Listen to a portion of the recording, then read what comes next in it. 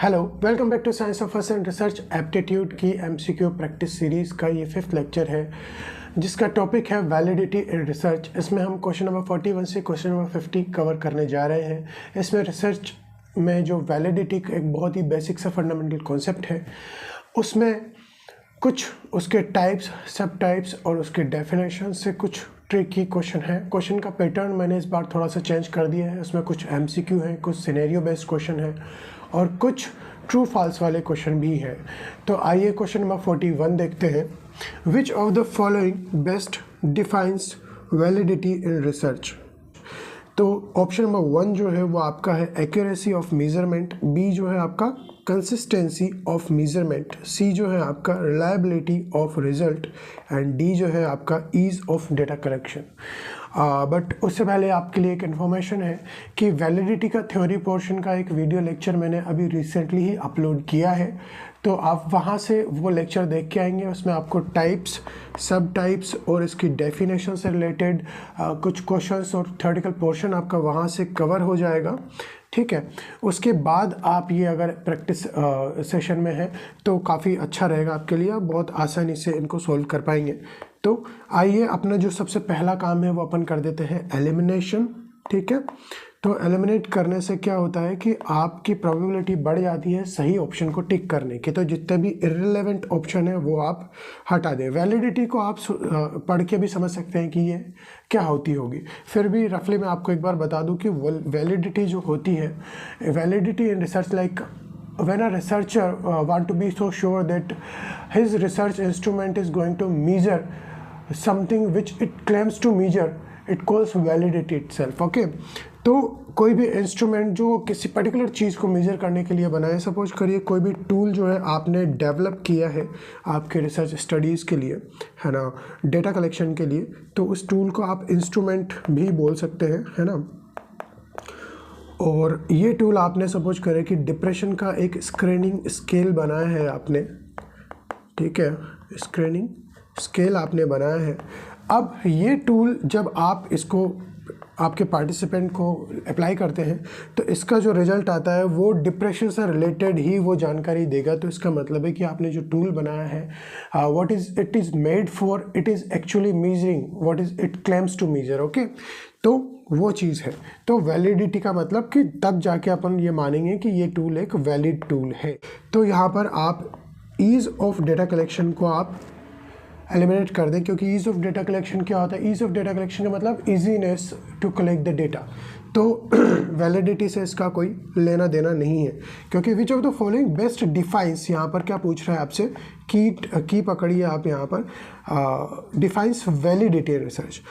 तो ये यहाँ पर एलिमिनेट हो गया। ऑप्शन नंबर सी है द रिलायबिलिटी ऑफ रिजल्ट्स। तो reliability itself answer for the different question, है ना। तो ये भी आप यहाँ पर क्या कर देंगे, एलिमिनेट कर देंगे। The consistency of measurement, again it is denoting that बार बार आप एक ही टूल को लगाकर अगर आपको सेम रिजल्ट बार बार मिल रहा है, that is called consistency, and consistency stands for in a research for reliability itself, okay. But the accuracy of measurement, okay, कि आपने जिस चीज़ के लिए वो टूल बनाया है क्या वो एक्यूरेटली वो चीज़ मेजर कर रहा है, तो इट कॉल्स वैलिडिटी। तो आपका जो करेक्ट ऑप्शन है वो क्या हो गया यहाँ पर, एक्यूरेसी ऑफ मेजरमेंट, राइट। तो क्वेश्चन नंबर 41 का जो आंसर है वो क्या है, ऑप्शन नंबर ए। यहाँ पर अपन ने चारों रेशनल देख लिए हैं, है ना। इसकी डेफिनेशन भी आप देख लीजिए। Rational validity refers to whether a research instrument measures what it intended to measure. अब इंटेंडेड का एक सिनोनिम भी है, कई जगह पे ये क्या है कि परपट्स के नाम से आता है, कई जगह पे आता है ये what it claims to measure, okay. तो ये कुछ वर्ड्स हैं जिनसे आपको डरना नहीं है। अब रिलायबिलिटी ऑप्शन नंबर बी में जो रखा refers to consistency not accuracy, right. तो आपने कुछ ऑप्शंस एलिमिनेट कर दिए। राइट ऑप्शन जो था आपका वो क्या था, option number A, okay. Question number 42, if a research instrument consistently measures the same result but does not measure the intended concept it lacks. तो question is little bit tricky. तो आप सोचेंगे कि कंसिस्टेंटली मेजर कर रहा है same result को, तो मतलब रिलायबिलिटी तो उसकी ओके हो गई, ठीक है। तो यहाँ पर ये क्वेश्चन जो है आपका वो क्या है, इट लैक्स, तो इस टूल में किस चीज़ की कमी है, ठीक है, कि जो कॉन्सेप्ट है, पर्टिकुलर कॉन्सेप्ट, उसको ये मेज़र नहीं कर रहा है जो उसको मेज़र करना चाहिए।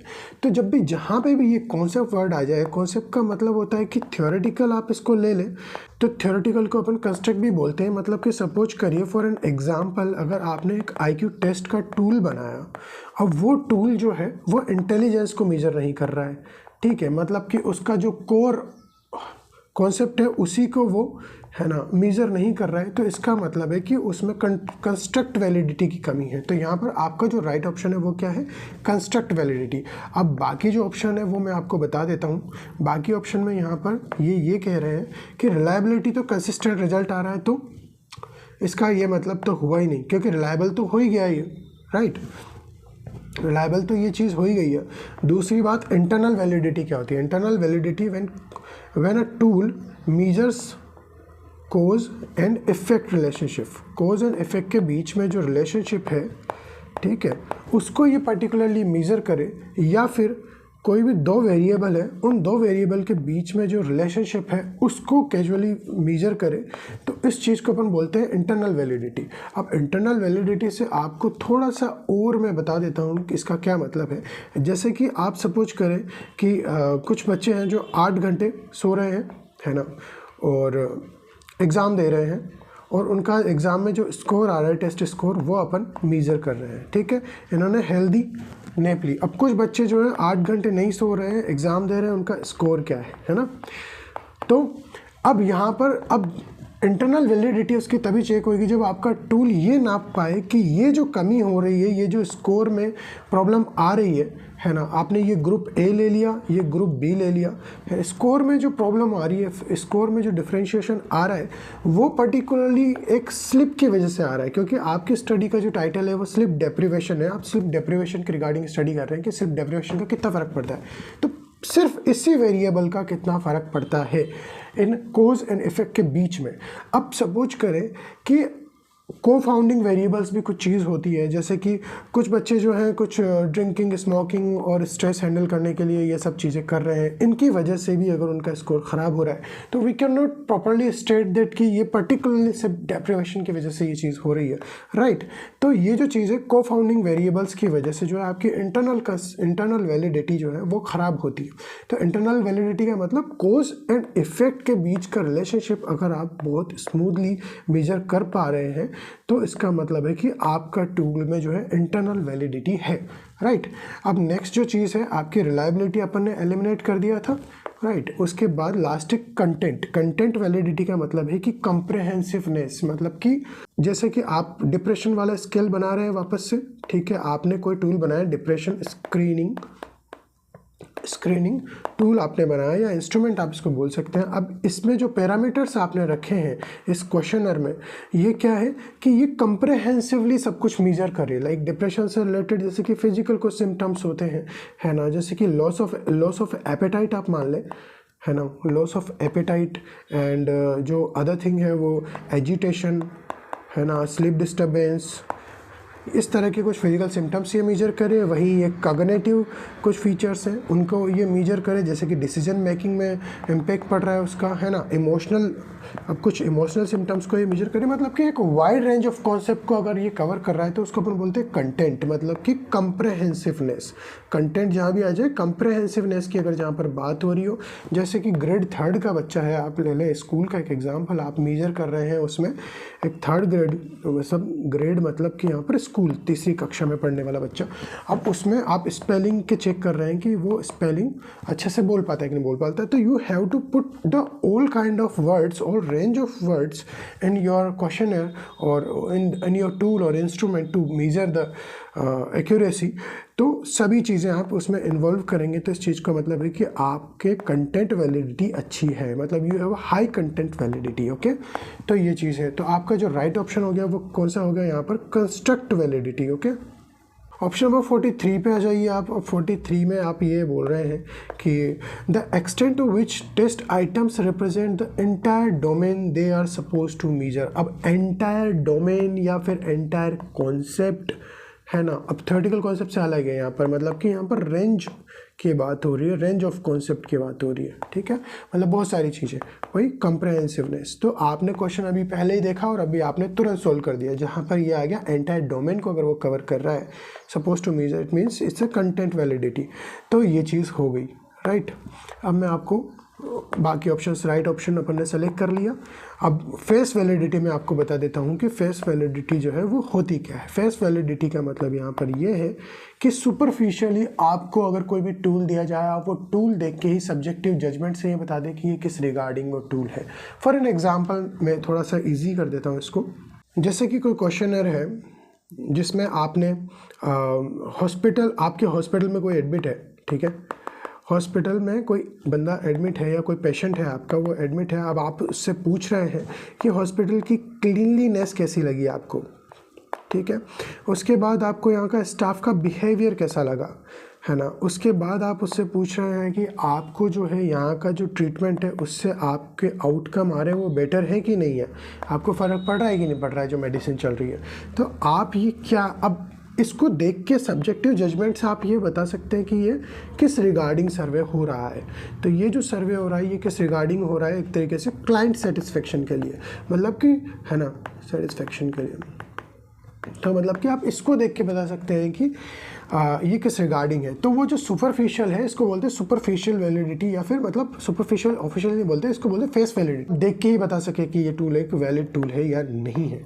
अब नेक्स्ट है आपका, इसमें अब दो और नए ऑप्शंस अपने पास ऐड हो जाते हैं, जैसे कि एक्सटर्नल वैलिडिटी और क्राइटेरिया वैलिडिटी। कंटेंट वैलिडिटी अपन ने देख लिया था, we are not going to discuss this right now. Criteria validity, अब क्राइटेरिया वैलिडिटी जो है मैं आपको अभी बता देता हूँ। क्राइटेरिया वैलिडिटी में होता ऐसा है कि एक पर्टिकुलर एक क्राइटेरिया होता है, जैसे कि आपने मतलब कोई भी प्री एस्टेब्लिश टूल है, ठीक है। अब आप उस हिसाब से सपोज करिए, आप एक एग्जांपल ले लीजिए, जैसे कि आप कोई यूनिवर्सिटी जो है आप वहाँ पर एडमिशन लेना चाहते हैं, आप वो आपसे एंट्रेंस एग्ज़ाम ले रहे हैं, या गवर्नमेंट आपसे गवर्नमेंट जॉब के लिए एंट्रेंस एग्ज़ाम ले रही है, तो वो उस एंट्रेंस एग्ज़ाम में, उस एग्ज़ाम को अपन मान लेते हैं टूल या इंस्ट्रूमेंट। अब वो उस एग्ज़ाम में कुछ इस तरह के क्वेश्चंस वो पुट करेगी आपसे, ताकि उससे उनको ये पता लग सके कि आप उनके लिए जो है एक राइट कैंडिडेट है या नहीं है, या आपकी आगे जाके कैसी एकेडमिक परफॉर्मेंस होगी या कैसी एकेडमिक ग्रोथ होगी, या you are eligible for that or not, ठीक है। तो अब इस टेस्ट में इन्होंने क्या करा, एक क्राइटेरिया सेट किया हुआ था कि इस क्राइटेरिया में जितने भी क्वेश्चन इन्होंने पूछने थे कि ये एटलीस्ट इंक्लूडेड होने चाहिए, है ना। अब क्लिनिकल में आपको साइकोलॉजी से रिलेटेड एक एग्जांपल दे देता हूँ, जैसे कि आप ये एक एग्जांपल ले लें। जैसे कि आपने कोई भी एंजाइटी के लिए एक स्केल डेवलप किया, है ना। अब एंजाइटी के लिए कोई GAD-7 करके एक ऑलरेडी एक स्केल जो है एग्जिस्ट करता है, वो एक वेल एस्टेब्लिश टूल है, उससे नाप सकते हैं, ठीक है। तो अब आप जब आपका ये न्यू टूल है, पहले से ही इस आदमी की जो है पहले से ही ये डायग्नोस्ड हो गया है कि इसको एंजाइटी डिसऑर्डर है। अब आपका टूल भी अगर सेम रिजल्ट दे रहा है ना, सेम रिजल्ट दे रहा है और स्ट्रांगली कोरिलेट कर रहा है, स्ट्रांगली कोरिलेट कर पा रहा है उस प्रीवियस टूल से, तो इसका मतलब है कि क्राइटेरिया वैलिडिटी इसकी अच्छी है। अब इसकी क्राइटेरिया वैलिडिटी अच्छी है, पर क्राइटेरिया वैलिडिटी के भी क्या है, यहाँ पर दो टाइप होते हैं। अब वो दो टाइप कौन कौन से हैं, एक तो कॉन्करेंट और एक है प्रिडिक्टिव, ठीक है। तो ये क्राइटेरिया वैलिडिटी के दो टाइप होते हैं, कॉन्करेंट और प्रिडिक्टिव।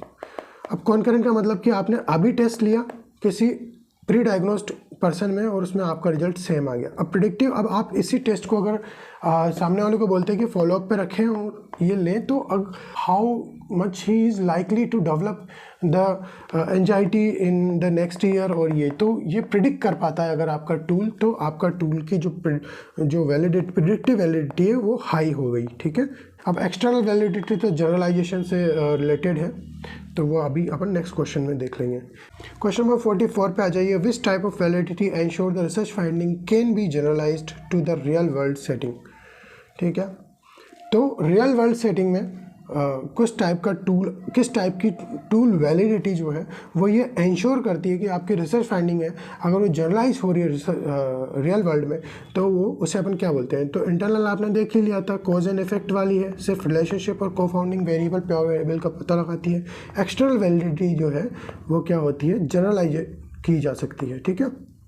मतलब कि आपका जो टूल है, आपने जिस टूल से रिसर्च फाइंडिंग्स निकाली है उस टूल को अगर आप दूसरी पॉपुलेशन पे भी अगर अप्लाई करेंगे तो उतने ही एक्यूरेसी से वो रिज़ल्ट दे पाएगा और वही रिज़ल्ट उसका आएगा। इसका मतलब है कि your external validity of tool is high.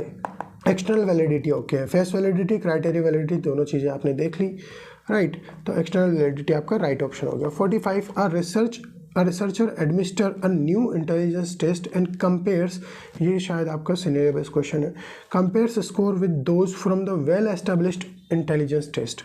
The process is checking for. तो अब एक रिसर्चर है जिसने एक नया IQ टेस्ट डिज़ाइन किया है ना।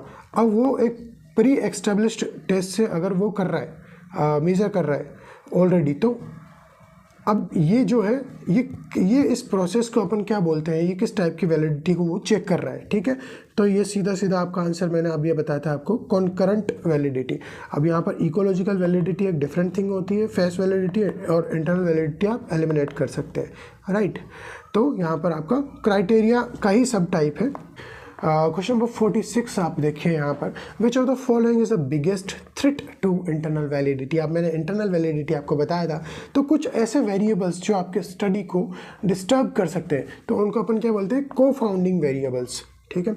तो वही सबसे बड़ा थ्रेट होता है यहाँ पर। तो आपका जो राइट ऑप्शन है वो क्या है, confounding variables. Biggest threat to internal validity, आपकी इंटरनल वैलिडिटी सबसे ज़्यादा डिस्टर्ब कब हो सकती है, वो तभी हो सकती है जब को फाउंडिंग वेरिएबल्स जो है ज़्यादा हो या इंटरफेयर करें। लेक ऑफ जनरलाइजेबिलिटी, तो ये तो आपका हो गया एक्सटर्नल वैलिडिटी से रिलेटेड है, आपकी एक्सटर्नल वैलिडिटी जो है वो लो है, okay. Poor sample representation is not related, test difficulty is not related. Rational देख लीजिए, internal validity is compromised when extraneous factors co-founding variables influence the dependent variable, right, making it unclear if the independent variable cause the change। मतलब कि यहाँ पर आप हमेशा ये find out करने की कोशिश करते हैं कि कोज एंड इफेक्ट का जो के बीच का जो रिलेशनशिप है, अब ये तो हो गया आपका डिपेंडेंट वेरिएबल वाला साइड और ये हो गया आपका इंडिपेंडेंट वेरिएबल। तो आप हमेशा ये चेक करना चाहते हैं कि जो इफेक्ट आ रहा है वो हमेशा इंडिपेंडेंट वेरिएबल का आ रहा है, जैसे कि स्मोकिंग की वजह से ही लंग कैंसर हो रहा है। If you are being sure of that thing, तो इसका यही मतलब है कि आपकी जो है इंटरनल वैलिडिटी बैलेंस रहती है। और यहीं पे अगर कुछ अलग चीज़ें भी आ रही है, जैसे कि अगर वो ऑक्यूपेशनली कहीं ऐसी केमिकल फैक्ट्री में काम करता है जहाँ वो कुछ गैसेज इनहेल करता है, तो they might change the scenario right there, okay. तो वो जो हो गया आपका, वो क्या हो गया, को फाउंडिंग वेरिएबल। नेक्स्ट जो है आपका question number 47, a study with high reliability always has a high validity. क्या ये सही ऑप्शन है? अ स्टडी विद हाई रिलायबिलिटी मतलब कि कोई भी स्टडी है जो रिजल्ट तो कंसिस्टेंटली सेम प्रोड्यूस कर रही है, तो क्या इसका ये मतलब है कि वो उतना ही एक्यूरेटली भी करे? तो these two are the different concepts. तो इट्स अ फॉल्स स्टेटमेंट, ये ट्रू एंड फॉल्स था, तो ये आपका फॉल्स स्टेटमेंट है। हाई रिलायबिलिटी हमेशा ऐसा नहीं होता है कि वो हाई वैलिडिटी को ही रिप्रेजेंट करे, या हमेशा ऐसा नहीं होता है ना कि रिलायबिलिटी अच्छी हो तो वैलिडिटी भी अच्छी होगी। तो it's a false statement itself. A study can be reliable, consistent result दे रही है पर वो नहीं दे रही है जो हमें चाहिए, तो है ना। नेक्स्ट है आपका predictive validity is a type of construct validity. अब कंस्ट्रक्ट वैलिडिटी का टाइप है क्या, प्रेडिक्टिव वैलिडिटी। तो यहाँ पर आपका जो राइट ऑप्शन है वो क्या है, ऑप्शन तो है ही नहीं, मतलब ट्रू एंड फॉल्स वाली बात कर रहे हैं, सॉरी, है ना। तो ये भी एक तरीके का फॉल्स स्टेटमेंट आपका हो गया, क्योंकि कंस्ट्रक्ट वैलिडिटी का जो टाइप है वो दो अलग अलग टाइप होते हैं, एक तो कोवर्जेंट, ठीक है, और एक डिस्क्रिमिनेंट, ये दो टाइप होते हैं। जबकि प्रेडिक्टिव वैलिडिटी जो है वो किसका सब टाइप होता है, क्राइटेरियन वैलिडिटी का, ठीक है। ये आप इसका आंसर देखें, फॉल्स प्रेडिक्टिव वैलिडिटी सब टाइप होगा, ओके। Now question number 49, a researcher want to measure students mathematical reasoning ability instead of asking problem solving question, the researcher asked the question to recite the multiple tables, tables को पढ़ के बताने को बोल रहा है, जबकि वो टेस्ट क्या करना चाह रहा है, उसकी रीजनिंग एबिलिटी को, मैथमेटिकल रीजनिंग एबिलिटी को चेक करना चाह रहा है, पर कुछ और पूछ रहा है। वो type of validity is most affected, तो इसमें कौन से टाइप की वैलिडिटी जो है सबसे ज़्यादा अफेक्टेड होगी। तो यहाँ पर जो है कंस्ट्रक्ट वैलिडिटी, क्योंकि जो उसका मेन थ्योरेटिकल कंसेप्ट है वही वो मेजर नहीं करना चाह रहा, तो कंस्ट्रक्ट वैलिडिटी सबसे ज़्यादा जो है वो अफेक्ट होगी आपकी यहाँ पर। Option number C is right option. Question number 50 यहाँ पर, researcher conduct a study on a depression treatment but only includes participants from a single hospital. अब सिंगल हॉस्पिटल से अगर वो डाटा लेगा इन अ मेजर सिटी तो result तो अच्छे आ रहे हैं, ठीक है, गुड एक्यूरेसी ठीक है, पर what is the biggest validity concern, यहाँ पर कौन सी वैलिडिटी जो है आपकी अफेक्ट हो सकती है। तो इंटरनल वैलिडिटी तो होगी नहीं, क्योंकि डिप्रेशन ट्रीटमेंट के रिगार्डिंग है तो वो एक इंडिपेंडेंट वेरिएबल का वो तो सही चल रहा है, पर एक सिंगल हॉस्पिटल में वो कर रहे हैं तो फेस वैलिडिटी का भी कोई लेना देना नहीं है। Ecological validity is different thing, और एक्सटर्नल वैलिडिटी यहाँ पर सबसे ज़्यादा इफेक्ट होगी, क्योंकि एक सिंगल जगह से अगर आप कर रहे हैं तो हो सकता है कि आपकी पॉपुलेशन उतनी वेरियस ना हो, अलग अलग लोग ना हो उसमें, तो इसकी वजह से जो है आपकी फाइंडिंग हो सकता है आपके यहाँ तो ठीक रिजल्ट दे रही है लेकिन जनरलाइज ना हो पाए, अलग सेटिंग्स में वो may be a various type of results वो दे, है ना, तो दे मे बी सम अनसर्टेनिटी। तो ये आपके जो है 50 क्वेश्चंस हो गए हैं। एक्सटर्नल वैलिडिटी इसका आंसर है, राइट। दो सिनेरियो बेस्ड क्वेश्चन, दो ट्रू फॉल्स देखे अपन ने, और rest of the questions are MCQs। तो ये बहुत ही इंपॉर्टेंट आपका क्वेश्चन प्रैक्टिस सेशन था, एंड आई होप कि आपको हेल्प करेगा। एंड अगर फिर भी आपको ये समझ नहीं आता तो मैंने काफ़ी ब्रॉडली जो समझाया हुआ है, एक इसके वीडियो के एंड कार्ड में मैं वैलिडिटी का एक थ्योरेटिकल वीडियो मैंने बनाया था, वो उसका जो क्या बोलते हैं उसको इन्फो कार्ड में डाल दूंगा यहाँ पर, है ना, एंड स्क्रीन में, तो वहाँ पर टेप करके आप वहाँ से देख लें। Thank you very much to be with me throughout this session.